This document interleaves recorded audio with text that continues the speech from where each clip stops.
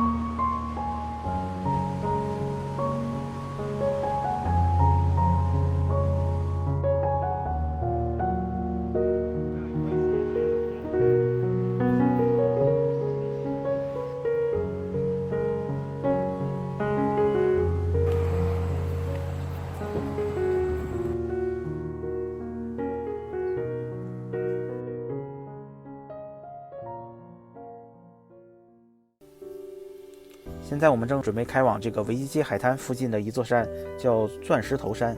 这个钻石头山呢，离海滩呢也就3英里，大概开个10分钟就到了。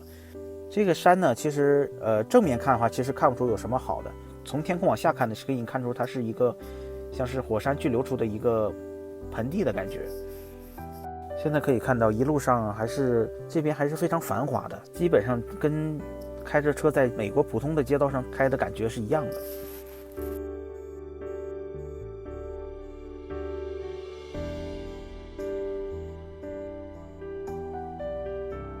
现在我们基本已经开到山脚下了，这边也会有几个停车点是收费的，但是上面呢会有更大的停车场，它的停车价格呢是$10，而且当时你要是想步行爬山呢，也是需要花$5。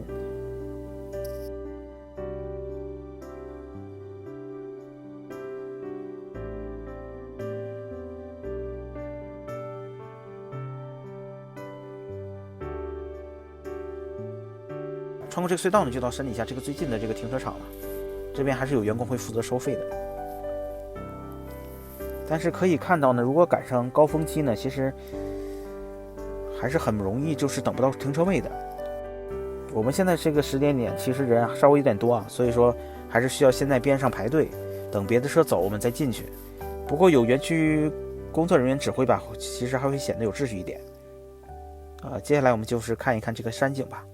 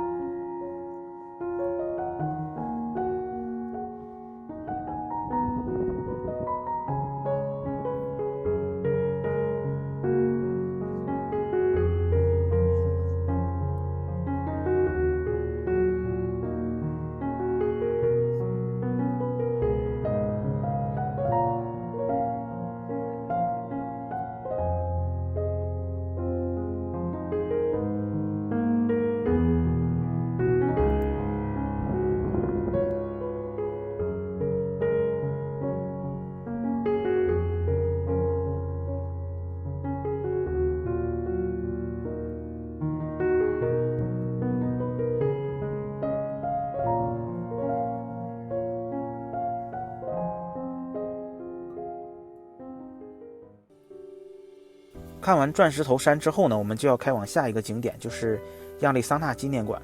其实也就是日本偷袭珍珠港事件的纪念馆。先简单说一说刚才的钻石头山吧。这山呢其实并不算太高，其实也爬了1个小时才到山顶，不过确实也还是比较累的，所以呢我也没有拍下登山的过程。临近山顶呢，它会有一个岔道口，选择呢是直接上一个山体内部坡度比较高的阶梯，还是走迂回，还是另一条正常的走迂回的路。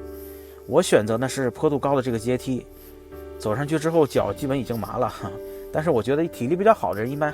应该是能应付得了的。下山的路呢，我选的是迂回的路，但是下山更轻松一点，所以说感觉也没有很远，正好呢还可以看看风景。现在呢，我还是说回我们正要开往的亚利桑那纪念馆。这个馆呢，其实需要是提前预约的，只要下载这个 Recreation 就可以。这个软件其实我在介绍西安国家公园的时候介绍过。之后呢，只要每个人花$1就可以去了。这个馆呢，就是为了纪念珍珠港事件所沉没的亚利桑那号战舰所设立的。特别是这个战舰呢没有被打捞出来，这个馆呢也是直接在沉船处的上方建立的，所以多少还是会有一点沉重感和纪念意义。珍珠港事件我就不多说了，很多影视作品呢都体现过。基本就是日本其实已经被切断了石油等战争资源，只能先消灭位于太平洋中部夏威夷的太平洋舰队，继而呢从东南亚呢去掠夺资源。本以为其实它能重创这个美国的3艘航母，但是当时的夏威夷呢其实并没有1艘航母，因此也没有让美国元气大伤。虽然美国也付出了一定的代价，但是种种因果吧，这场偷袭珍珠港事件其实并没有给日本带来太多的好处，反而也算是加快了日本军国主义的覆灭。关于战争和政治呢，其实我自己关注的不是很多，也就是简单的说一说。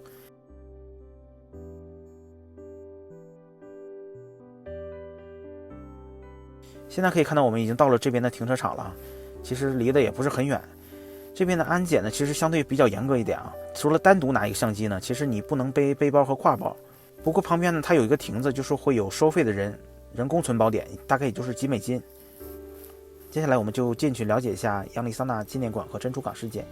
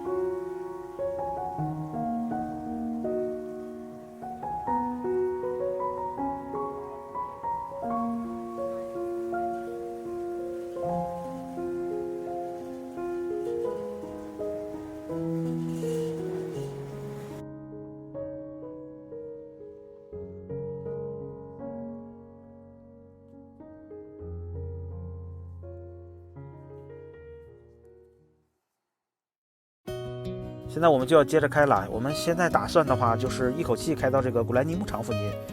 古兰尼牧场呢，其实是一个比较知名的景点了啊。那边呢，就是有点像好莱坞环球影城的真实牧场的版本，就是有很多电影呢是在那边拍摄的，比如什么《侏罗纪公园》了，还有美剧《迷失》等等。里边的项目呢，它就有骑马，还有这个 ATV 这个全地形的这个越野车，还有这个好莱坞电影之旅，还有越野吉普车，还有是农场参观等等。其实项目还是非常非常多的。它的官方网站也有一一的介绍。它也有一个套票，说是149，但是我加起来这么一算，可能比单独买也就便宜了几美金。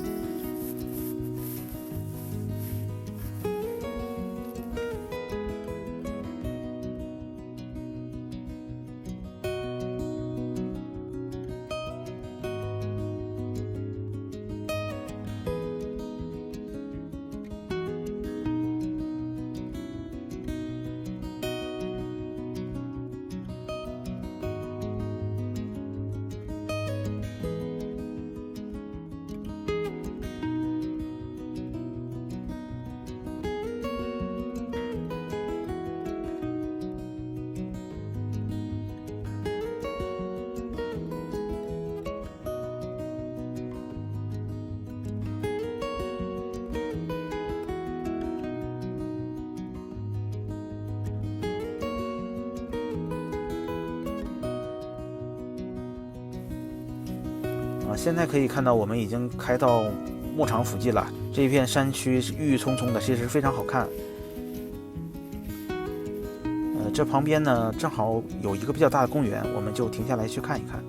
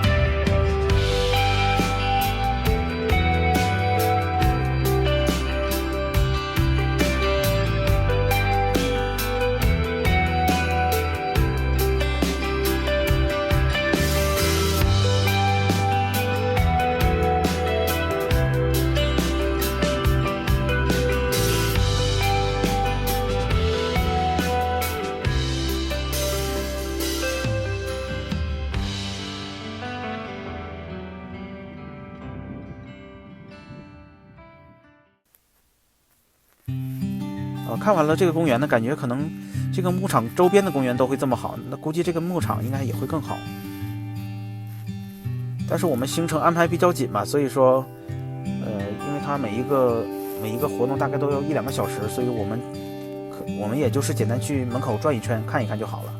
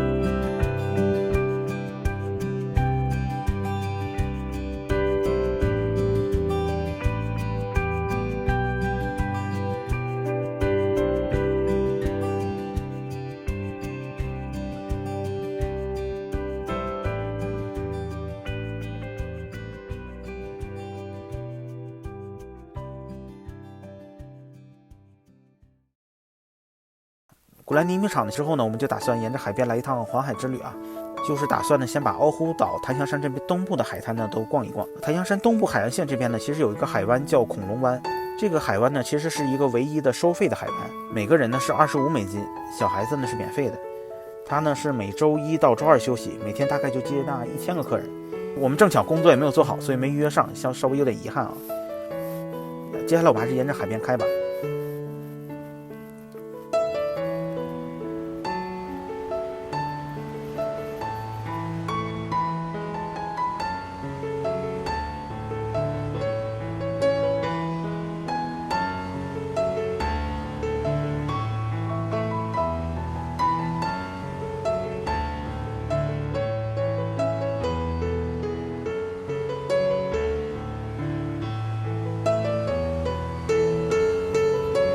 现在我们开到一个景点，看看都有什么吧。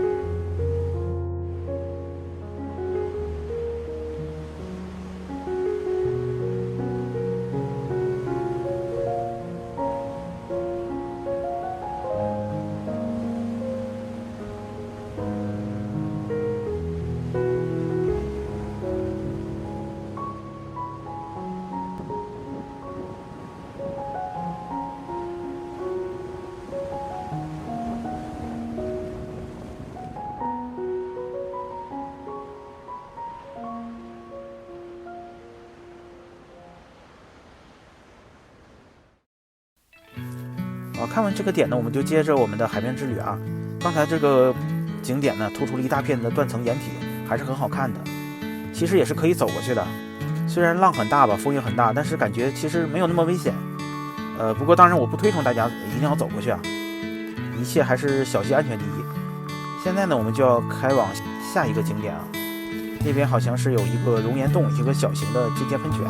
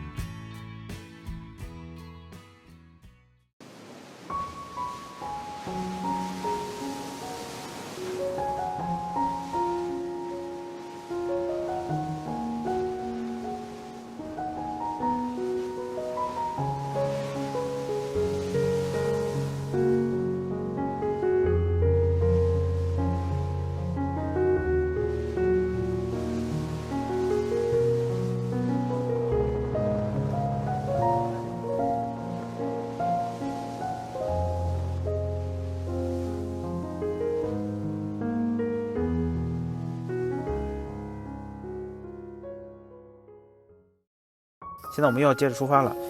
刚才呢还是看到了这个间接线的平群，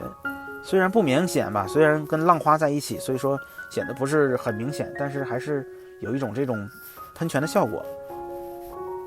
这边的掩体呢其实也是能走过去的，当然确实有一定危险性啊。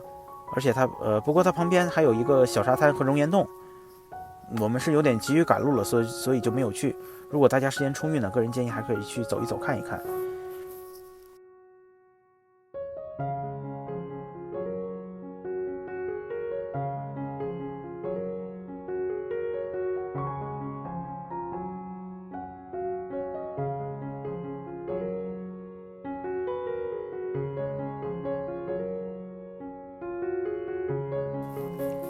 接下来就是看到路边又出现了一个岛，我们再进去看一看。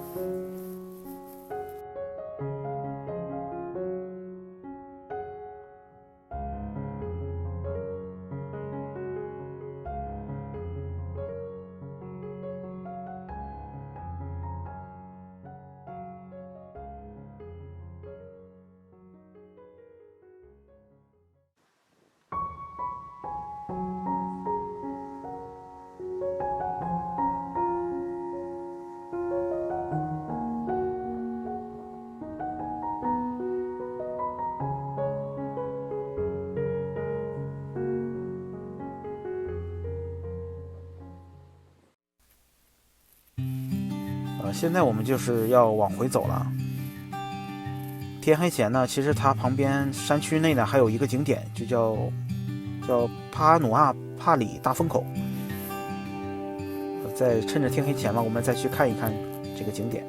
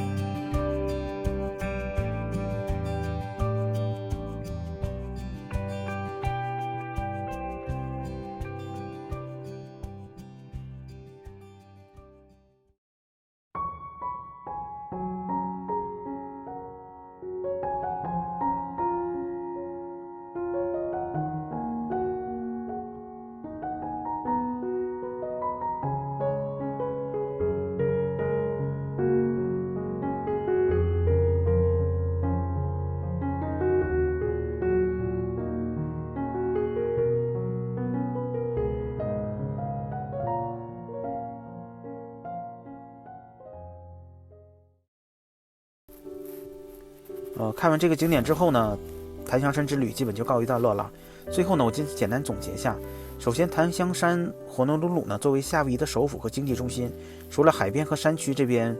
整体的感觉呢，其实跟一般的美国城市差距不大。公路交通呢，都还算比较发达。这边呢，有很多大型的购物中心，沃尔玛、Costco、饭店、酒店，旅客也非常多。它这个好处呢，其实就是不用怕吃贵了，吃不好。因为大家可以去沃尔玛这些大超市呢买点常用的食材就可以了。其实我这一个视频呢是3天的檀香山之旅的一个汇总，但是因为呢我这中间呢涉及到换旅店和来回的换车，再加上呢走点冤枉路什么的，所以说这个3天很快就过去了。个人建议呢，如果确定好一个酒店和车呢，并且没有太大的不喜欢，就可以考虑不用随时换，因为有时候来回换酒店和还车的时间呢，可能也就耽误个大半天。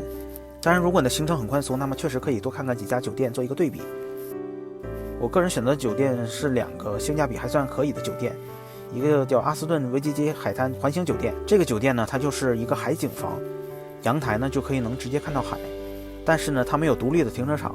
需要开2个接口去另一个停车场停车，还要付$25的停车费。而另一个选择呢就是尔玛酒店，这个酒店我个人是非常推荐的，虽然不管从外观啊还是内饰呢，其实看起来都有点老气横秋的，但是整体的设施呢还是非常完善的，比如厨具灶台一应俱全，自己要是突然饿了的话，又不想花太多钱，其实可以煮点面来吃。特别是呢它有自己的一个停车场就在一整栋楼里，而且呢也不需要再去交费，特别是电梯呢也能直达到这个停车场，再加上它的屋里呢空间也很大，所以个人感觉，如果你不是喜欢早起第一眼就想去看海景，也不是这个外贸协会党吧，其实我觉得这个酒店确实是性价比最高的一个选择。对了，还有提一点吧，就是夏威夷酒店的价格呢，一般都会有税费、度假村费或者清洁费等等，就是一般会比你第一眼看到的价格会贵不少，大概能贵个$50左右。这点我觉得大家可能需要注意，但是它最终的价格在付款前呢还是会显示出来的，所以说我觉得也不用过于担心。现在就总结一下我去过的这些景点啊。首先维基街海滩呢，除了人多呢，个人感觉还是非常符合夏威夷海滩这个海清沙系的特点，只是呢因为它总归是一个繁华的海滩吧，所以说附近停车位很少，基本呢大部分还是需要走过来。钻石头山呢，如果赶上高峰期呢，其实它很容易没有停车位，整体爬到山上后的视角还是不错的，但是登山的过程中呢，可能还是稍微有点累吧，而且这个山吧也还是有一点荒芜。再说说我这个东边的海岸之旅啊，东边的海岸之旅呢，其实它有一个恐龙湾是要付费的，而且是需要预约，这个我觉得大家想去的话需要提前的做好准备。不过呢，这个恐龙湾附近的海景其实也很好，比如我看到了一大片的突出的岩层，还有一个间歇泉和熔岩洞，旁边的海景呢，其实有很多停车点都可以去停下来，还是我觉得是非常值得一逛的。之后的东边呢，一大片海边呢，其实都是住宅区，不容易停车。之后呢，再往上呢，就有一个日本的寺庙，还有这个古兰尼牧场。这个牧场呢，就比较像环球影城在真实的牧场里，里边呢有不少电影剧组拍摄的场地，也可以骑马和坐越野车，也可以呢去农场，但是价格呢确实不是太便宜。但是它这个项目基本就是，如果你都做全的话，其实会玩小半天的左右。但是牧场旁边的这个公园呢，我个人觉得还是非常推荐的，特别好看，还适合逛一逛。之后的一大片这个北边的海滩呢，其实它停车位很少，人呢，我去的时候呢人也很多，所以说感觉呢，要是能错过高峰期来会更好。最后呢，如果太晚呢，其实可以往中轴线这个道路开，这样呢就可以更快的回到市区这个维基街海滩这边。途中呢还会经过这个多乐菠萝种植园，但是呢他们4点半就下班了。这里这个种植园呢，它就有这个迷宫，还有很多的菠萝制品，个人觉得还是非常值得去逛一逛的。整体来说呢，檀香山呢其实是非常适合旅游的城市，不光呢有海清沙系的沙滩、郁郁葱葱的高山牧场，还有各种大型超市和购物中心，可以轻松解决吃穿的问题啊。就说这么多吧。我这3天的檀香山之旅呢，其实也错过了很多想看的景点，也没走到西边的海边，旅途总会充满遗憾吧，这可能也是不断旅行的意义。接下来呢，我们就会飞到夏威夷大岛，看一看世界文化遗产夏威夷火山国家公园和建在火山上的天文台，还有黑沙滩、绿沙滩，体验自驾这个牧马人越野，还有夏威夷大岛这个环岛之旅。希望大家能继续关注吧。最后呢，还是多谢大家的观看。